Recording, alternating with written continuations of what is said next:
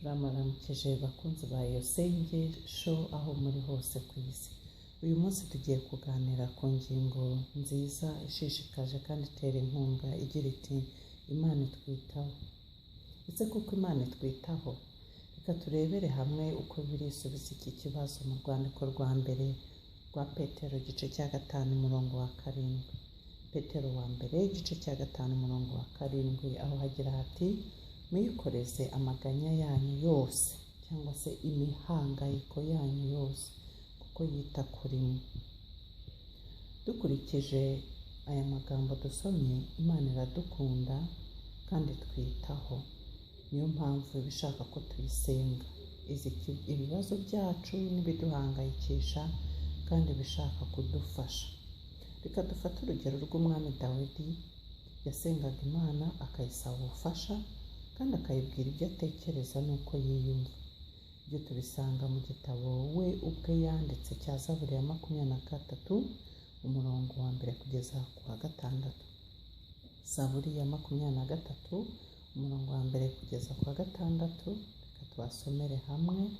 Haragira hati Uwiteka niwe mwungeri wanjye sinzakena. Anjyanisha mu cyanya cy'ubwatsi bubisi, anjyana iruhande rw'amazi adasuma, asubiza intege mu bugingo bwanjye, anyobora inzira yo gukiranuka ku bw'izina rye.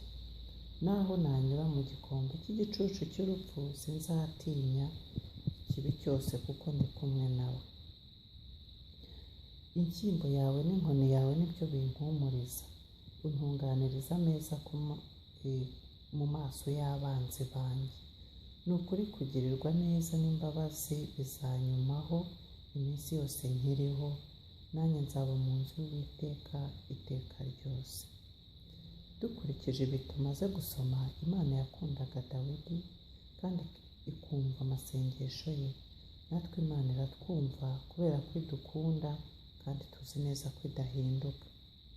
Wakoze kubana natwe muri iki kiganiro cyiza. Tukwibutsa ko niba utarakanda kuri subscribe, amagambo atukura ubona iburyo bwawe igihe ufunguye iyi video, ko wayakandaho kugira ngo udacikanwa n'ibindi biganiro byacu. Mwakoze kandi mukomeze mugire ibihe byiza, naho ubutaha twizere ko mwungukiwe n'ikiganiro cy'uyu munsi.